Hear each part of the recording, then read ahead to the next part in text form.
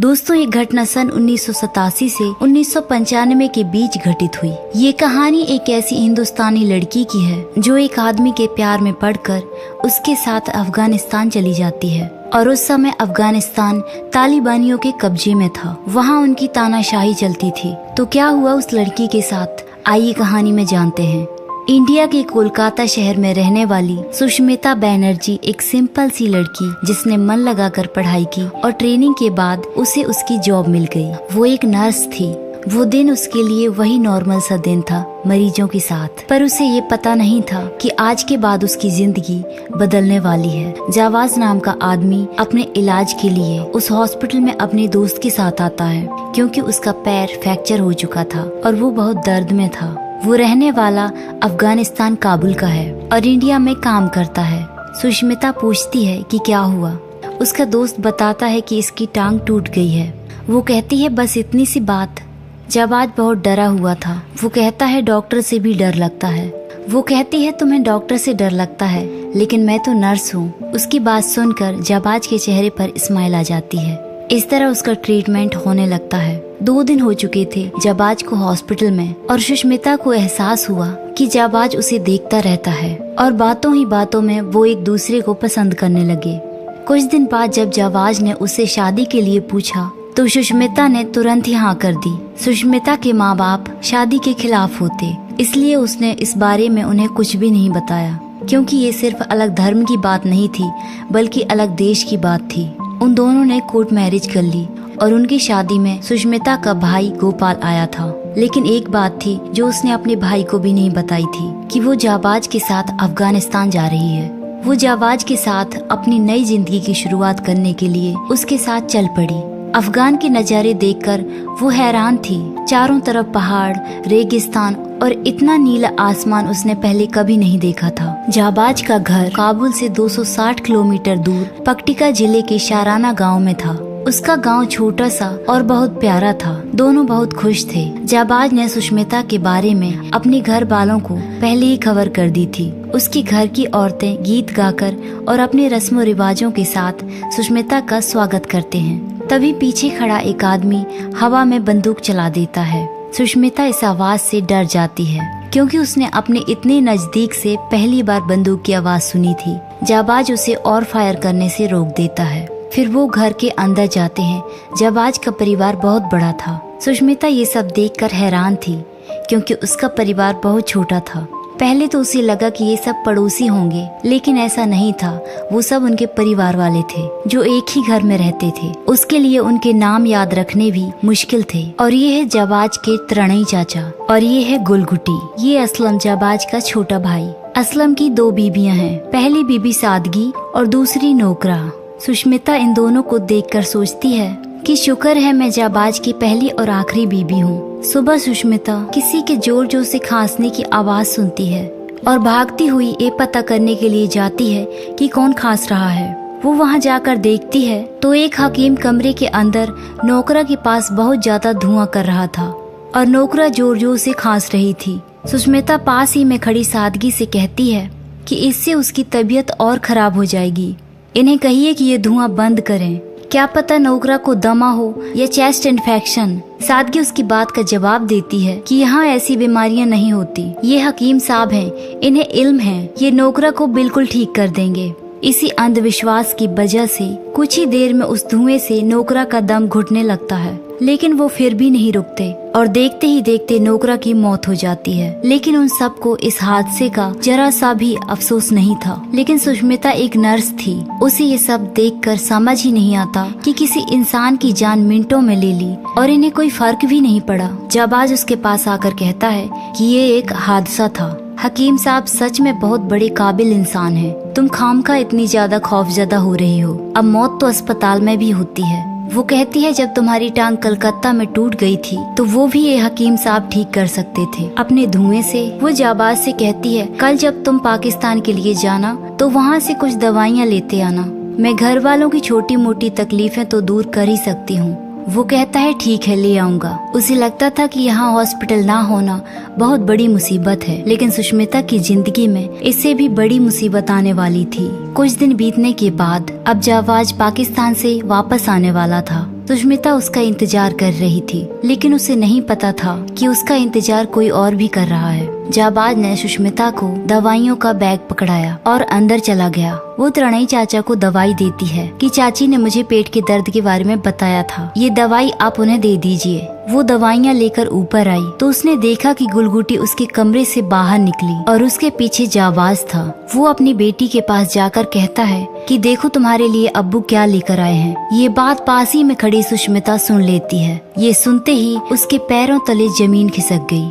शिरीन गुलगुटी और जाबाज की बेटी थी। वो जाबाज से कहती है कि तुमने इतना बड़ा धोखा दिया मुझे, अपने माँ बाबा को भी कुछ नहीं बताया। वो कहती है मैंने भरोसा किया था तुम पर, और गुस्से में जाबाज को धक्के मारने लग जाती है। पास ही में खड़ा असलम कहता है भाईजान इनसे कहिए कि आवाज नीची कर लें, पहले से शादीशुदा है तो क्या हुआ, ये यहाँ के रिवाज हैं और बाहर से तो ये आई हैं। वो वहाँ से गुस्से में चली जाती है। रात को जाबाज जब उसके पास आता है तो वो कहता है कि मेरा प्यार तुम्हारे लिए पाक है। गलती ये की है कि मैंने तुम्हें गुलगुटी के बारे में नहीं बताया। मैं जानता था कि जिस दिन तुम्हें पता चलेगा तो तुम्हें बहुत तकलीफ होगी, इसलिए मैंने गुलगुटी और सारे घर वालों को कहा था कि तुम्हें ये बात पता ना लगने दे। मैं तुम्हारा गुनहगार हूँ, हो सके तो तुम मुझे माफ कर देना। सुष्मिता रो रही थी और वो कुछ भी नहीं कहती। जाबाज वहाँ से चला जाता है। अगली सुबह सुष्मिता के पास त्रणई चाचा की पत्नी आती है। वो उसे उस दवाई के लिए शुक्रिया अदा करती है क्योंकि वो दवा काम कर गई थी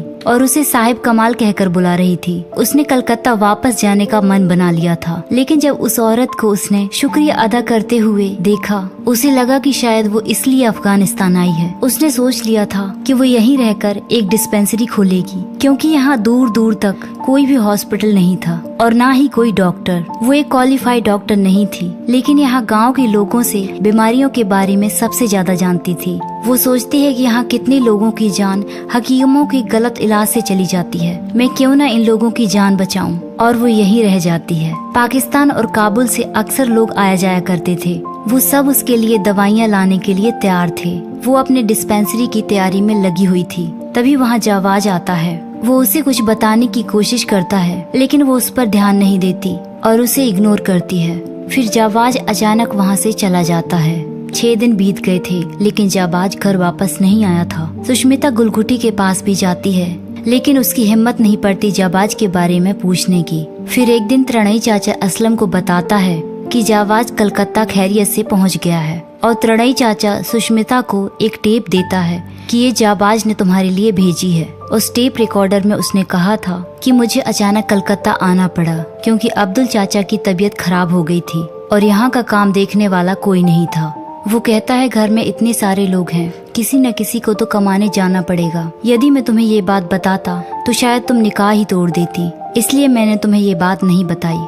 खुदा करे अब्दुल चाचा जल्दी ठीक हो जाएं, तो मैं जल्दी वापस आ जाऊंगा। सुष्मिता यहाँ सोचती है कि जाबाज बिन बताए मेरे घर मेरे देश चले गए। मैं अपने घर वालों को कोई चिट्ठी लिख देती, कुछ मेवा रख देती, या फिर साथ जाकर कुछ दिन घर हो आती। उसे जाबाज से दोबारा धोखा मिल चुका था। इस अजनबी देश में अब उसका कोई नहीं था। वो बिल्कुल अकेली पड़ चुकी थी। उसे लग रहा था कि मेरी जिंदगी खराब हो गई है, लेकिन आने वाला दौर इससे भी ज्यादा खौफनाक भरा था। अफगानिस्तान अपने सबसे बुरे वक्त से गुजरने वाला था। कुछ लोग पेड़ की छांव में बैठकर अखबार पढ़ रहे होते हैं। उस अखबार में लिखा हुआ था कि तालिबानी अफगानिस्तान पर अपनी हुकूमत चलाना चाहते हैं। तभी असलम और एक तालिबानी सुष्मिता की डिस्पेंसरी के सामने आते हैं। उन्हें देखते ही वो सारी औरतें जो अपना इलाज कराने आई थी वहाँ से भाग जाती हैं और अंदर जाकर सुष्मिता की डिस्पेंसरी का सारा सामान तहस महस कर देते हैं और सुष्मिता को बाल पकड़कर उसे बाहर फेंक देते हैं। और वो लोग ऐलान करते हैं कि तालिबान ये ऐलान करते हैं कि आज से अफगानिस्तान का हर एक बाशिंदा उनके हुक्म की तामील करेगा। हर मस्जिद में 5 वक्ता नमाज अदा करेंगे। दाढ़ी रखना लाजमी है। औरतों को घर से निकलते वक्त पूरा हिजाब जरूरी है। घर से बाहर वो सिर्फ अपने शौहर या फिर महरम के साथ ही निकलेंगी। अकेले आने जाने की सख्त मनाही है। औरतों का घर से बाहर काम करना शरिया में मना है। मौसीकी हराम है, फिल्में हराम है। इस्लामी शरिया के खिलाफ जाने वालों को इसका खामियाजा भुगतना पड़ेगा। और ये सब असलम कह रहा था, क्योंकि असलम भी तालिबानियों के साथ मिल चुका था। इस तरह वो लोग अपने बनाए हुए नियम आम लोगों पर थोप देते हैं। वहाँ बैठा त्रणई चाचा असलम से कहता है कि ये इस्लाम नहीं है। लिवाज बदल लेना और औरतों की आजादी छीन लेना इसे इस्लाम नहीं कहते। और फिर उन लोगों में बहस हो जाती है। अंदर बैठी सुष्मिता गुलगुटी से कहती है कि कभी जाबाज ने भी मुझ पर हाथ नहीं उठाया और ये लोग धर्म का वास्ता देकर लोगों पर अत्याचार करते हैं। कुछ दिन बाद असलम की पत्नी सादगी एक बेटी को जन्म देती है। उसकी ये 5वीं बेटी थी और ये वक्त वैसे भी लड़कियों के लिए अच्छा नहीं था। असलम को और बेटियां नहीं चाहिए थी, इसलिए सुष्मिता ने उसकी बेटी को उनसे मांग लिया और उसका नाम टिन्नी रखा। अब टिन्नी ही उसके जीने का मकसद बन गई।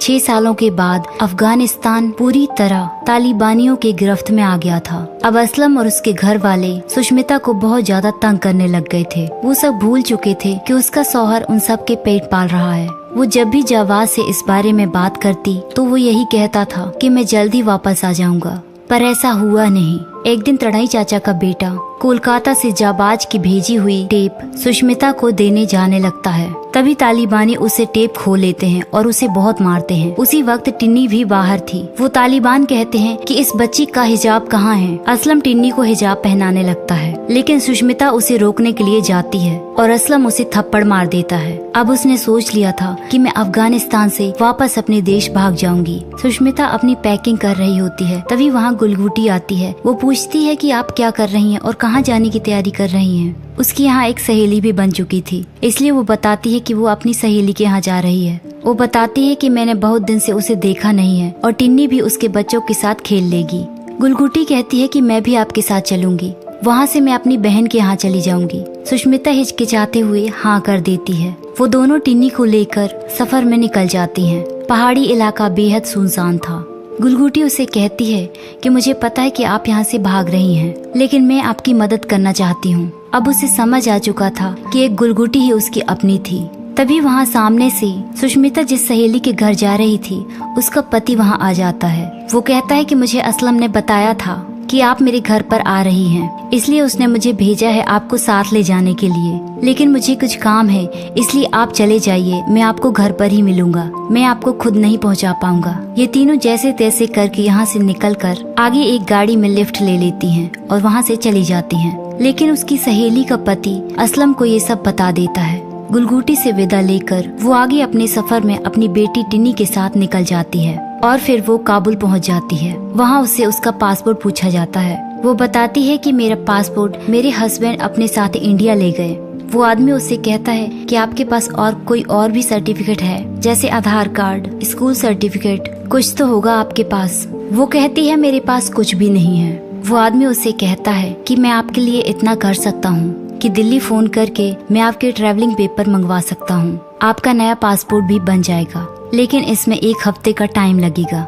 ये सुष्मिता के लिए बहुत ज्यादा टाइम था। वो इतना इंतजार नहीं कर सकती थी और वो सोचती है यदि मैं इंतजार कर भी लूंगी तो मैं रहूंगी कहाँ। अब उसके सामने बहुत बड़ी मुश्किल थी। वो जब वहाँ से बाहर निकलकर आती है तो अपने सामने असलम को पाती है। असलम उसे पकड़कर घर ले आता है और उसे एक कमरे में बंद कर देता है। असलम एक आदमी का नाम लेता है जो एक तालिबानी था कि वही अब फैसला लेगा कि इसके साथ क्या किया जाए। रात को चोरी छिपे गुलगुटी उसके कमरे में आती है। वो कहती है कि आप यहाँ से निकल जाइए, मैं आपकी मदद करूँगी। सुष्मिता रात के अंधेरे में वहाँ से भाग जाती है। इतनी घबराहट और अंधेरे में उसे पता ही नहीं चल पा रहा था कि सही रास्ता कौन सा है। वो फिर भी भागती रही, जितना तेज भाग सकती थी वहाँ से भागी। तभी एक गाड़ी उसके पीछे आने लगी। ये कोई भी हो सकता था। एक अकेली लड़की इस अंधेरी रात में, कोई सफाई नहीं चलती, लेकिन इतने साल अफगानिस्तान में रहने पर उसे पता था कि क्या कहना है। वो उस आदमी से पूछती है कि आप काफिर हैं या मुसलमान। वो आदमी कहता है मुसलमान और आप इतनी रात गए कहाँ जा रही हैं? वो कहती है कि मैं एक डॉक्टर हूँ और मुझे पता चला है कि गांव में कोई बहुत ज्यादा बीमार है, उन्हें ही देखने जा रही हूँ। वो कहता है कि आपका जाना इतनी रात को सही नहीं है। मौलाना रशीद का घर यही मस्जिद के पास है, आप आज रात वहीं रुक जाइए, सुबह चले जाना। उसे पता था कि मैं सीधा मौत के मुंह में जा रही हूँ, लेकिन उस वक्त उसके पास और कोई चॉइस नहीं थी। वो मौलाना उसे एक कमरे में भेज देता है। उस वक्त उसकी जिंदगी उसके हाथों में नहीं थी, उसे हर पल होशियार रहना था। दूसरे दिन का सूरज वो देख भी पाएगी या नहीं उसे पता नहीं था। सुबह जब उसकी आँख खुलती है, कुछ लोगों की आवाज सुनाई देती है जो उसके बारे में बात कर रहे थे कि बात हद से ज्यादा बढ़ गई है और अब हमें फैसला लेना पड़ेगा। दरवाजे के बाहर वो लोग उसका सर कलम करने की बात कर रहे थे। उसका जुर्म कि एक औरत होकर तालिबान के हुक्म को ना मानना था। सुष्मिता ने सोच लिया था कि यदि मरना ही है तो भागती हुई क्यों ना मरूं। वो वहाँ से भाग जाती है और असलम और कुछ तालिबानी उसका पीछा करते हैं। वो एक गांव की गलियों में जाकर छुप जाती है। बहुत देर तक वो वहीं पर छुपी रहती है। तभी उसको ढूंढते हुए त्रणई चाचा आ जाता है। वो सुष्मिता से कहता है कि मैंने तुम्हें कहाँ कहाँ नहीं ढूंढा, क्योंकि उसके सर कलम करने की बात सारे गांव में फैल चुकी थी। त्रणई चाचा उसकी मदद करने के लिए आता है। वो उसे उसका पासपोर्ट देता है और कुछ फर्जी डॉक्यूमेंट्स। वो कहता है फर्जी है लेकिन काम करेगा। वो कहता है जाओ अपने वतन। सुष्मिता कहती है लेकिन टिनी का क्या होगा? वो कहता है कि अभी तुम जाओ, नहीं तो तुम्हारी जान नहीं बचेगी। यदि खुदा ने चाहा तो टिनी तुम्हें वापस मिलेगी। वो कहता है काबुल के लिए बस निकलने वाली है, अब तुम यहाँ से जाओ। बस में बैठकर सुष्मिता काबुल पहुँच जाती है। वो असलम और तालिबानियों के डर से कांप रही थी। किसी तरह वो एयरपोर्ट पहुंच जाती है। वो ऑफिसर उसका पासपोर्ट मांगता है और फिर उससे नकाब हटाने को कहता है। ऑफिसर उससे पूछता है कि आप अफगानी हैं? वो कहती है हाँ। वो उसका गांव भी पूछता है। वो बताती है कि पक्तिका गांव से। वो ऑफिसर कहता है कि आपके चेहरे और आपके अल्फाजों से नहीं लगता कि आप एक अफगानी हैं। वो कहती है मैंने इंडिया में काम किया था इसलिए। ऑफिसर पूछता है कि आप इंडिया कब गई थी? वो कहती है बहुत साल हो गए, अब तो याद भी नहीं है। वो फिर से पूछता है कि क्यों जाना चाहती हैं आप इंडिया, लेकिन इस बार सुष्मिता कोई जवाब नहीं देती। लेकिन पता नहीं उस एक लम्हे में क्या हुआ और उस ऑफिसर ने उसे जाने दिया। 12 अगस्त 1995 को सुष्मिता बनर्जी कलकत्ता अपने घर सही सलामत पहुंच गई। वो 2013 तक इंडिया में रही। इस दौरान उन्होंने कुछ किताबें भी लिखी, जिसमें सबसे प्रसिद्ध अकाबली वालास बंगाली वाइफ थी। जनवरी 2013 में वो फिर से अफगानिस्तान अपने पति जाबाज के साथ गई, लेकिन उसी साल 3 सितंबर को तालिबानियों ने उन्हें मार दिया और इस तरह ये कहानी यहीं खत्म हो जाती है। तो दोस्तों ये थी हमारी आज की कहानी। हमारी कहानी आपको कैसी लगी कमेंट करके जरूर बताइए और ऐसी ही कहानियों के लिए हमारे चैनल को सब्सक्राइब कीजिए। Thanks for watching.